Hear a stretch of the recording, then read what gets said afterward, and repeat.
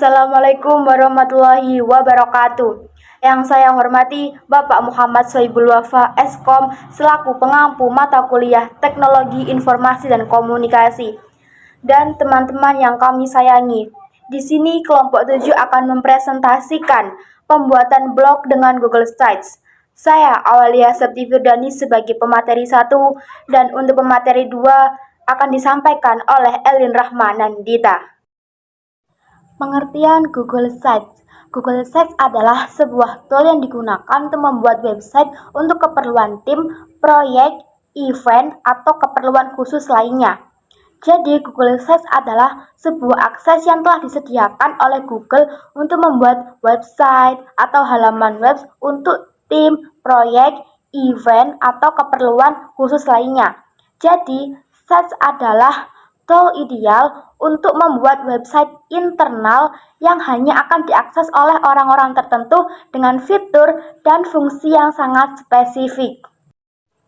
Kegunaan dari Google Sites. Yang pertama, kegunaannya yaitu keluarga antar negara dapat menampilkan berita dan foto. Contohnya, kita dapat menampilkan foto dalam suatu acara yaitu di Google Sites. Terus kita dapat membuat jadwal kelas, contohnya yaitu jadwal pelajaran, peraturan kelas, dan daftar tugas. Yang ketiga, kita dapat di Google Sites itu kita dapat menampilkan hasil portofolio online. Contohnya yaitu kita dapat memamerkan hasil karya kita. Contohnya yaitu artikel, berita, desain, dan video. Dan yang keempat, dapat membuat catatan online. Contohnya yaitu kita dapat menampilkan informasi pendidikan, pengalaman kerja, dan keahlian suatu pencapaian. Jadi, ada juga kelebihan membuat blog di Google Sites. 1. Mudah digunakan dan gratis. 2. Bisa menjadi tempat kita belajar membuat blog yang sederhana. 3. Jika Anda memiliki blog atau website utama selain dari Google Sites, ini bisa Anda manfaatkan untuk menjadi sumber backlink. 4. Tidak perlu repot-repot belajar kode HTML. 5. Siapapun bisa menggunakan layanan ini. Dan 6. Bisa menjadi tempat membagi informasi kepada orang lain.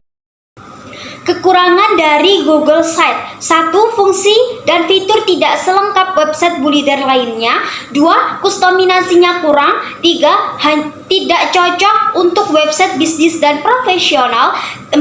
Hanya mendukung integrasi dan aplikasi Google.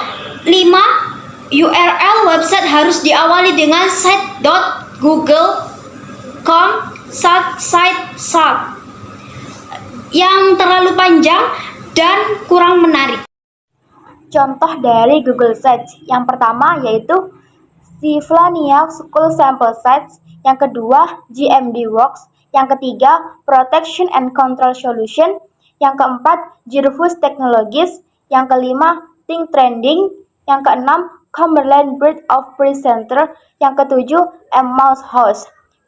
Penjelasan dari Sylvania School Sample Set adalah sebuah tutorial halaman hampir setiap fitur yang tersedia dari Google Sites ditampilkan dalam contoh ini beserta deskripsi tentang bagaimana penggunaannya dan kemungkinan penggunaan di masa depan.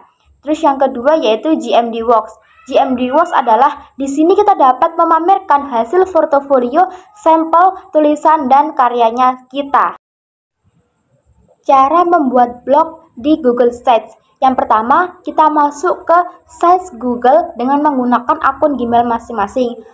Namun jika belum punya, bisa membuatnya terlebih dahulu.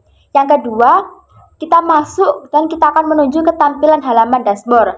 Setelah itu, Google Sites yang baru atau juga kita bisa kembali ke halaman klasik Google Sites. Yang ketiga, kita menggunakan tampilan Google Sites yang baru. Dan di situ akan muncul beberapa bagian seperti menu, pencarian, dan situs tanpa judul atau tanda plus di bagian kiri bawah. Yang keempat, untuk membuat blog atau website, kita bisa mengklik situs tanpa judul atau tanda plus buat situs baru. Pertama, tambahkan nama situs Anda. Yang kedua, judul halaman Anda. Yang ketiga, kita juga bisa perlu untuk menambahkan jika ada gambar. Setelah itu yang keempat, judul postingan Anda yang pertama. Yang kelima, isi dari postingan Anda.